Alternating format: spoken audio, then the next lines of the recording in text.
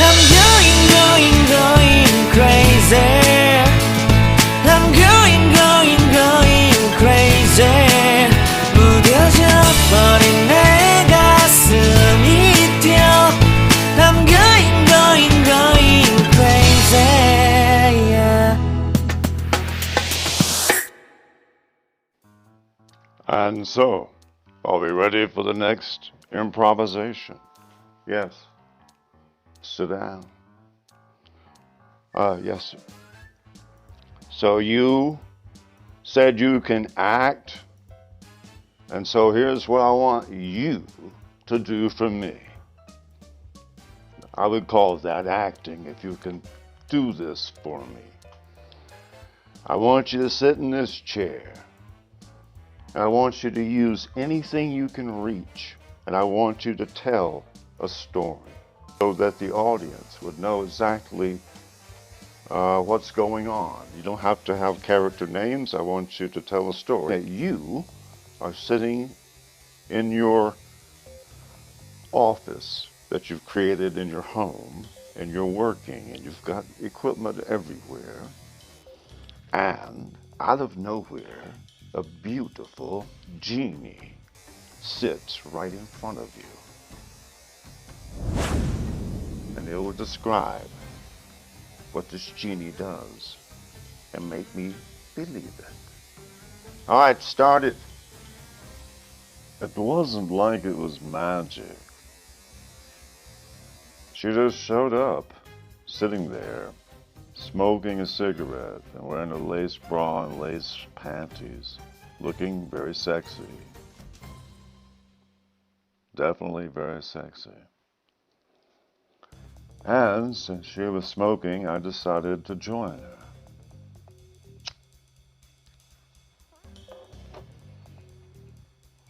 She never said a word.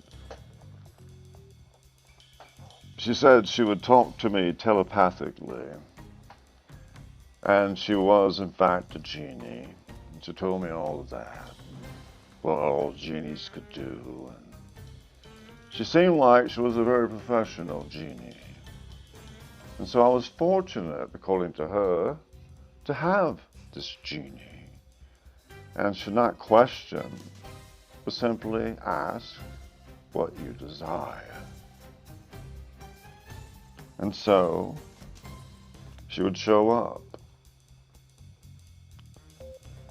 apparently waiting for the wish, and I kept dawdling as to what I would wish for, but she showed up every night at the same time, in the same outfit, smoking the same cigarette, the same color lipstick, and the same eye shade that was somewhat vanilla, with a touch of lavender, but very pale, a very decisively blue to her eyelids, and her eyes were the color of the stars. She was a very beautiful girl. She seemed to be in her mid-20s, with a bulb blonde, shaggy, lengthy at the back hairstyle that curled at her lip as the smoke angled from her fingers. And she waited.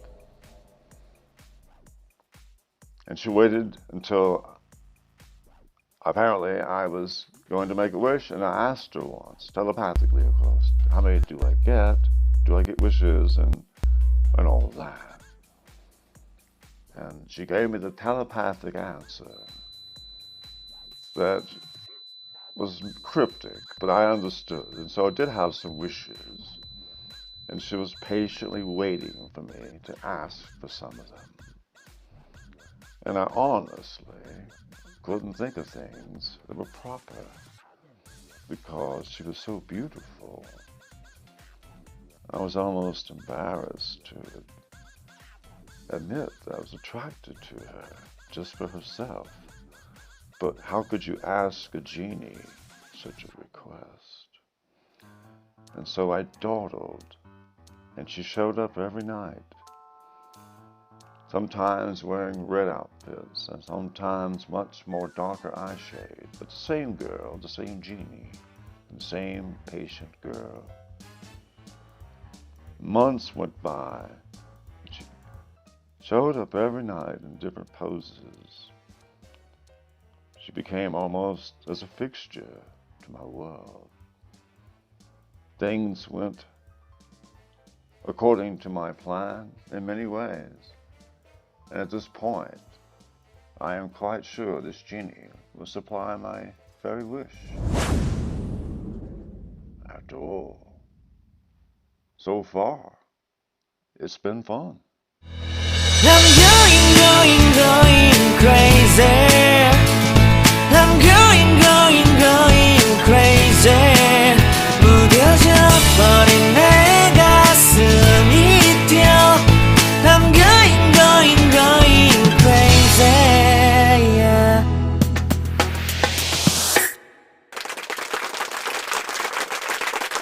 Well, that was pretty good. Do you want to run with that one? Or do you want to try it again? After all, the stakes are high at improv. You're gonna try another one. Okay. Let's see what else you got.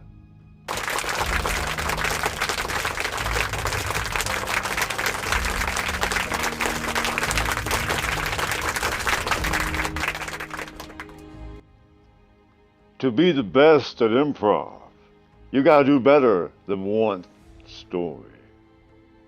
If that was a good story, I will give you a chance to prove that you can do it twice. And then you can progress to the highest level of improv.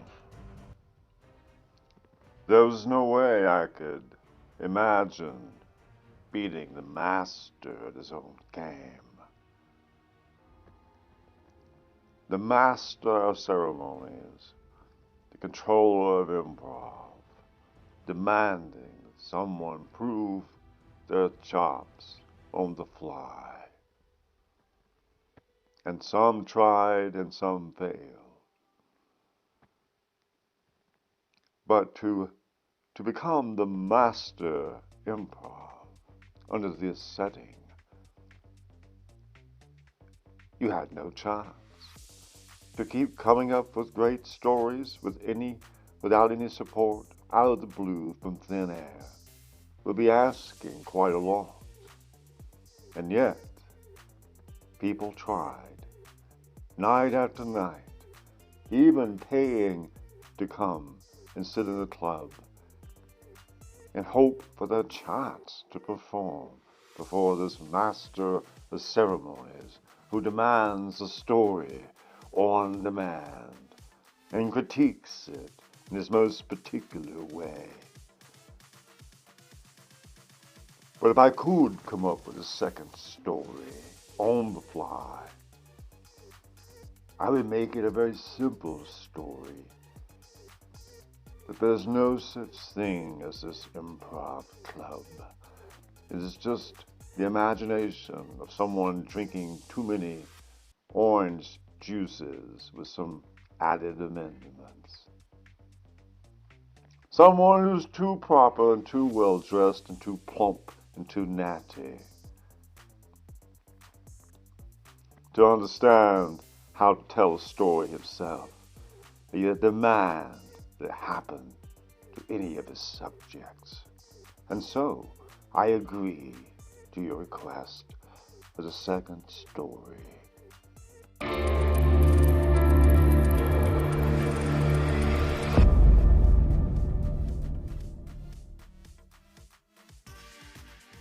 On the corner of imagination and reality, the Improv Club conducts nightly, perhaps a purgatory of sorts, for aspiring actors or tired minstrels. The Master of Ceremonies opens his curtain promptly at 7. Appropriate attire requested, 2-story minimum. Tonight, the Master encounters a twist to the well-worn tale. Tables turned. The show must go on. Just another evening on the Moonlight betrayal.